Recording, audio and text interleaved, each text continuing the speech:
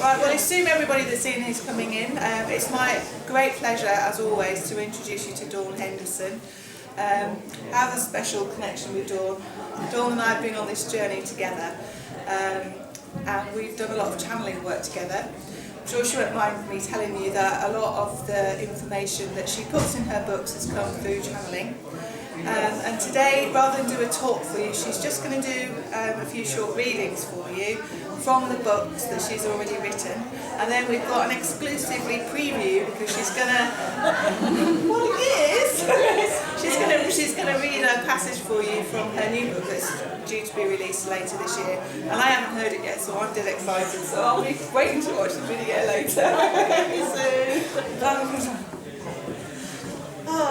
When Sue says that we work together, basically these books are Sue's fault. In the nicest possible way, because it was Sue that introduced me to the crystal skulls, and it was working with Sue that actually brought me into a really close connection with them and the light beings and everything that followed.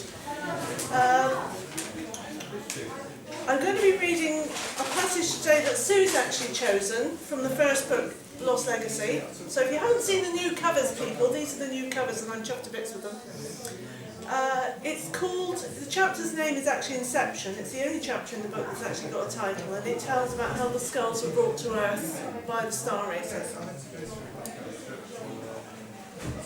I started writing in 2011, and I've published a book ever since, one a year ever since in the series. So this one came out in 12, and Red Skull Bar in 2013, Daughter of the Gods 2014.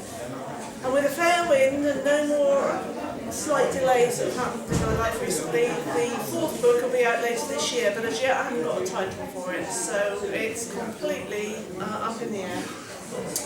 However, it's with great pleasure that I'm going to read this chapter to you. It's called Inception, and it's chapter 2 in the book, so it comes right at the beginning. The huge discus-shaped craft hovered silently above the forest canopy, an incongruous visitor in a virgin landscape that was as yet unshaped by man. The elegant curves of its dark silvery hull, flashing blue and violet as it reflected the sun's rays, cast over the land below a glowering shadow that deepened further the already dense gloom of the forest floor. The ship had travelled here from way beyond the Earth's own solar system, its origins the distant star systems of the galaxy, bringing with it gifts of a value and importance that Earth had never received before and never would again. Earth's nascent human race was being given a helping hand, one that would open the door to the evolution of its consciousness and the achievement of its full potential. It would be nurtured, protected and guided. At first from a distance, a subtle energetic influence would lightly touch, and when the time was right awaken, the latent skills and abilities that would otherwise remain undiscovered and unused. This loving, benevolent and guiding hand would set humanity on its path to true understanding and lead it gently forwards. Far below, a small party was battling its way through the fetid humidity and dense, clutching undergrowth of the jungle. Vines and creepers, some swollen thick as a man's waist in the dripping warmth, hung in tangled, impenetrable curtains. The explorers were making slow, energy-sapping progress, besieged by biting insects, while the moisture-laden air robbed every breath of oxygen. There was no trail for them to follow, and they had no choice but to hack out each hard-won step of the way, through vegetation that even their toughened knives, honed to a razor edge that no earthbound metal could ever hold, struggled to conquer.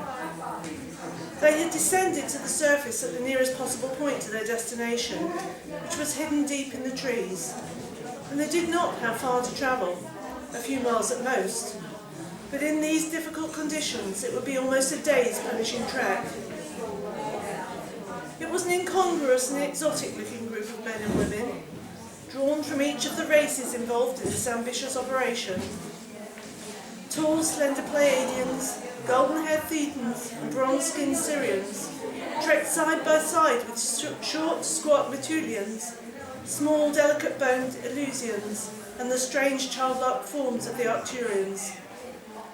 At the head of the group, two powerfully built males from the Alpha Centauri system opened up the path, wielding their huge machetes like machines. Yet others followed on behind. They carried with them a small square box of a dull grey metal, inscribed with strange symbols and geometric shapes. This box held the final element of that precious cargo. All the others had already been set in their chosen places and concealed securely within the protective embrace of the earth. Their objective was a small gully that sliced through the hillside, so well camouflaged by the vegetation that the Alpha Centaurians did not see it until they were right on top of it, and only narrowly missed plunging headlong. It wasn't deep, barely 30 feet at most, and its floor was pleasantly cool after the heat of the trek. At the gully head, a small waterfall tumbled prettily over moss-covered rocks, its stream gushing through a narrow channel at the far end where the slope of the hill descended to meet it. One by one the party climbed down, appreciating the fresh, pure water that quenched their thirsts. Behind the waterfall, a narrow crack pierced the wall of moisture-drenched grey rock, opening out into a deep recess a little further inside. This was where the treasure would remain until the time was right to bring it into direct contact with the human race. One of the taller men now stepped forward. He was slender, with blonde, almost white hair that hung like silk to below his shoulders. His moustache and beard were of the same colour, and from beneath his pale eyebrows, intelligent, vividly blue eyes looked out on the world. This was Attune, elected leader of the Galactic Council.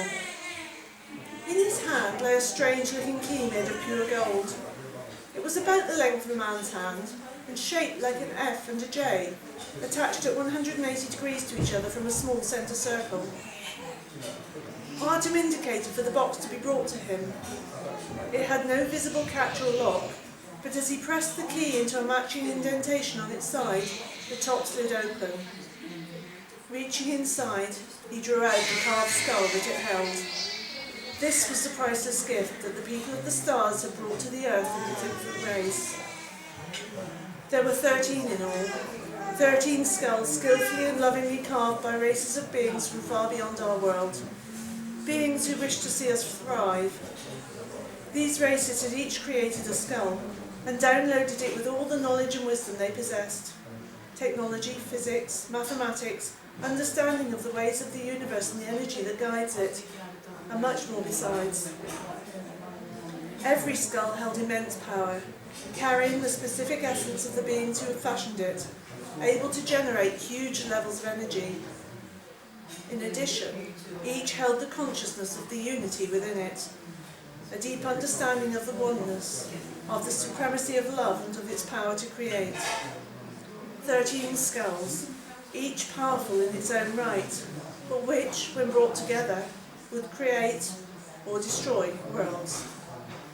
The peoples who had brought forth these treasures were highly evolved, with an understanding of life, consciousness and unseen energies that remains beyond the grasp of humankind even in the 21st century. Each of the skulls was created from a powerful mineral that would enhance its individual essence: clear quartz, amethyst, blue and black obsidian, and rose quartz amongst others, and add its own vibration and characteristics to the whole. They would be placed at selected points on the Earth's surface, points carefully chosen to carry their influence throughout the entire planet. 13 skulls, precisely positioned around the world. They would be spread thinly, but it would be sufficient. Neither would they be evenly spaced geographically. It was not necessary. Every chosen location was an energy centre or major confluence of the planet's energy grid lines, from where these voices could spread rapidly outwards in all directions, carried freely through the web of this matrix. The skull that emerged into the light that day in the gully glowed deep, rich purple, pulsing with a power that could be felt by all those who clustered around it.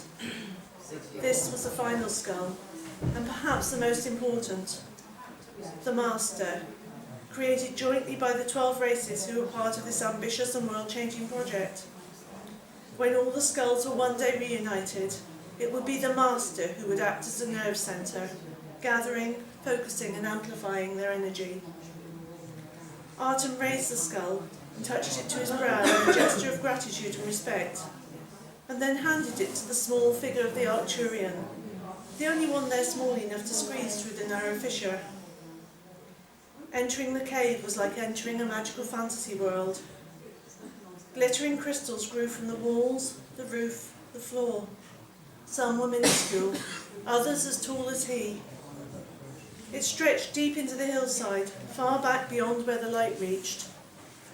To one side was a small pool, inky black and bottomless, and behind it, jutting out from the wall, a low shelf that glistened milky white.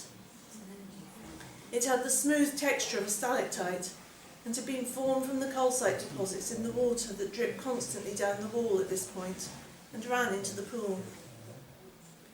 He laid the skull on the ledge, and immediately it flamed with an inner fire as it connected to the energy lines that ran through this place. Fingers of gold flickered through its depths, crackling audibly in their intensity. An ethereal net of electric blue lines blazed through the cave. It had begun. And that is where it all began. That was 250,000 years ago, according to what I have been told. And I can only go by the information that I've been given, which is exactly what I do. I don't do any research. I don't know a lot about crystal skulls. So the only things I write are the information that gets downloaded to me. So that is Lost Legacy. That's the first book in the series. And the whole series tells the stories of the crystal skulls. 2 of them in this book, 1 in each of the following. From the time that they came to the planet, through Atlantis and beyond. And I don't know where they are now. I have a vague idea, continent-wise, which is where the stories end up, but as far as specific locations are concerned, I really don't know. They have told me that none of these 13 original skulls that I write about have been found yet. I know a lot of crystal skulls have, but the information I've been getting is that those 13 are still hidden and they will not come to the fore until we are ready to receive them. Because if they came to us now, then we are likely to self-destruct even more quickly than we're doing right now. So when we get to the point where we can actually use their energy wisely, then they will be returned to us. So I hope you enjoyed that. And then Sue has asked me to read, if I would read a passage from the next book, which I'm very excited to do actually. But I do have to warn you, it hasn't been edited, so it might be a bit rough around the edges. So please excuse any dodgy grammar or any repetition or whatever, because it really hasn't been looked at that closely yet. So, where am I going for? I've actually marked a passage in here. Let me see if I can find it. Top of my she's up to find a bit. I should have really marked this more clearly, shouldn't I? Never mind.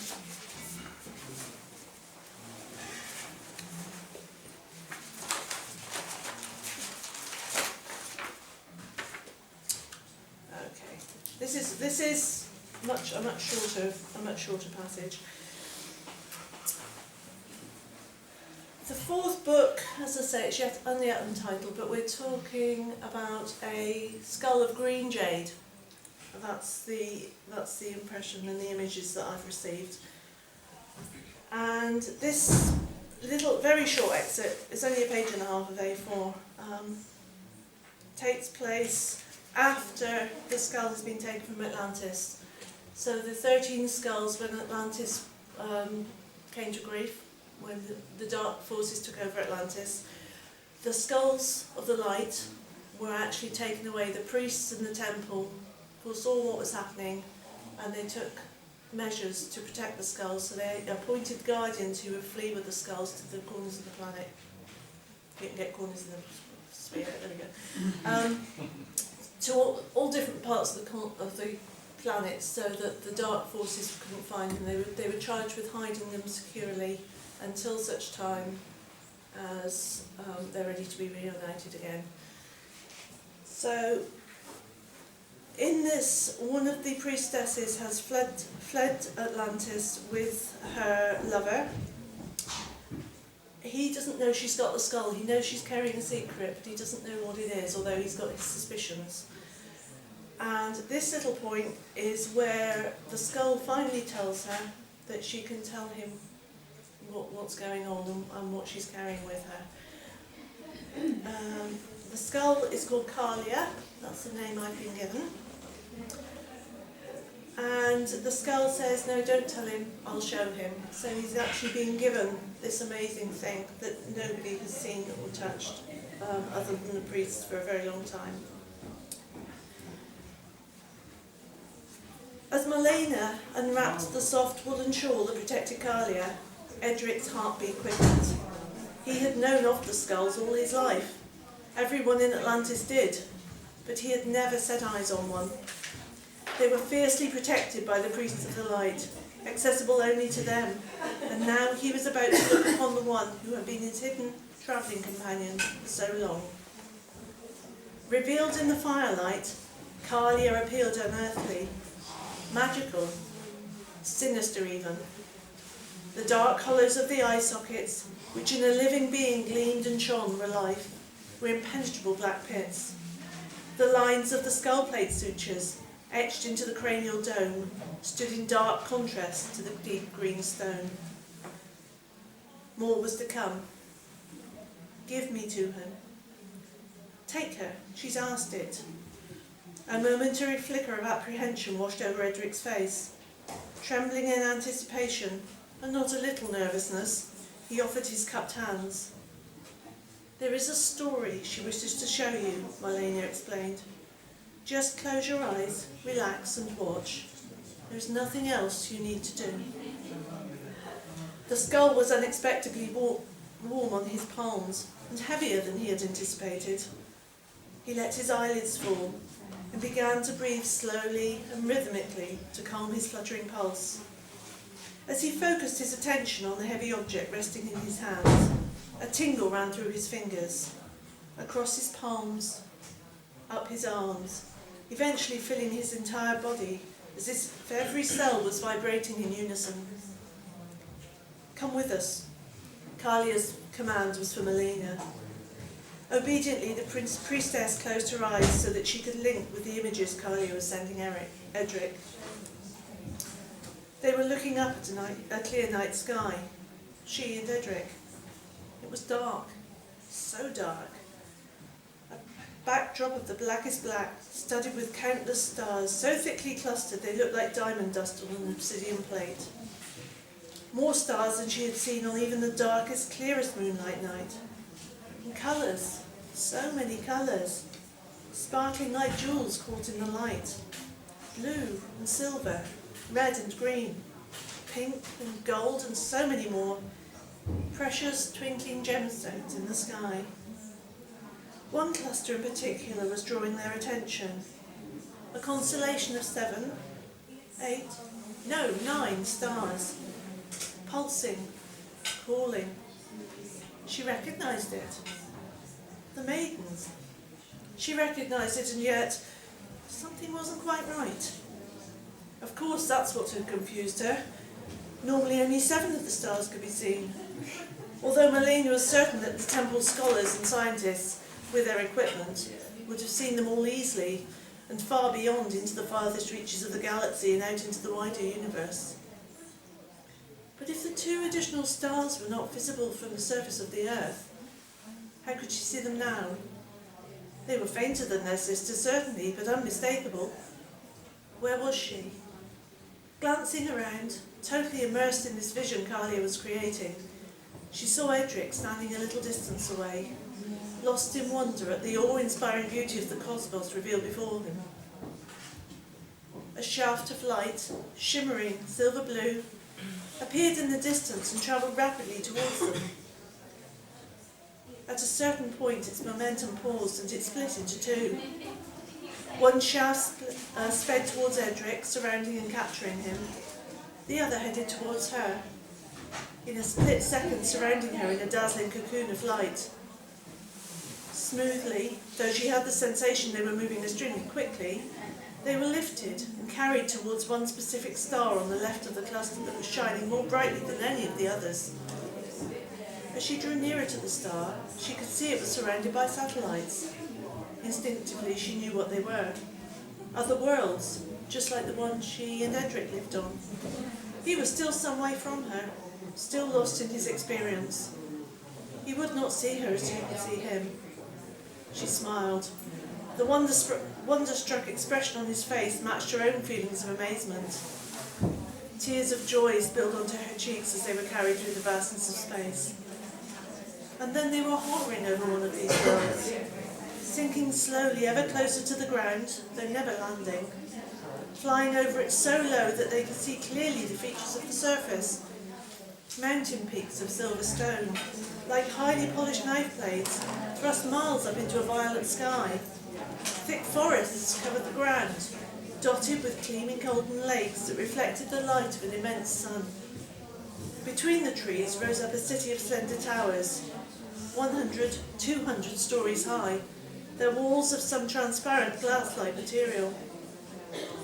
The silver blue beam took them lower, skimming across a clearing in the forest, so wide 1,000 paces wouldn't have crossed it. In the centre of this clearing rested a vessel, unlike anything she had ever seen. It was a massive disc, reaching almost the diameter of the clearing, its skin a dull blue-grey like the sea in a storm. Men and women, all were they, all tall, with long white gold hair and sapphire blue eyes, and every one of them dressed in long blue and gold robes, bustled about. Suddenly the activity stopped. 5 people, 2 men and 3 women, were moving through the crowd. In the lead, one of the females, followed by a male who carried a square box that measured no more than 2 handspans in each direction.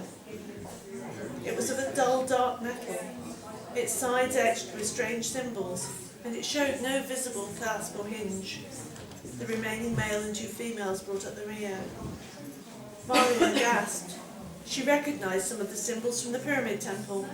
They were carved clearly into the stone frame and lintel at the entrance of the Skull Chamber, though the contents of the box were hidden. Instinctively, Marlena knew that it held Kalia. What was this place? The 5 walked up the sloping gangway into the vessel. As they disappeared from view, the ramp slid closed, sealing the entrance. The clearing had emptied. The other blue-robed beings vanished. Without a sound, the huge crowd rose easily from the ground, gathering speed as it did so, and in the blink of an eye, it was gone. So that's just a little bit from the 4th book that's coming out later this year, if everything goes according to plan. So, thank you very much for listening. I hope that whetted your appetite. Just to say that these books are on sale. Just outside here I've got copies of these on sale if anybody's interested in buying any today. They're also available on Amazon and all the other ebook platforms on Kindle as well. So please have a look, as I say, if you're interested. Come and have a chat with me if there's anything you want to talk about or you've got any comments. I'd really love to talk to you. And thanks to my friend here for keeping me company. And thank you very much for your attention. Thank you.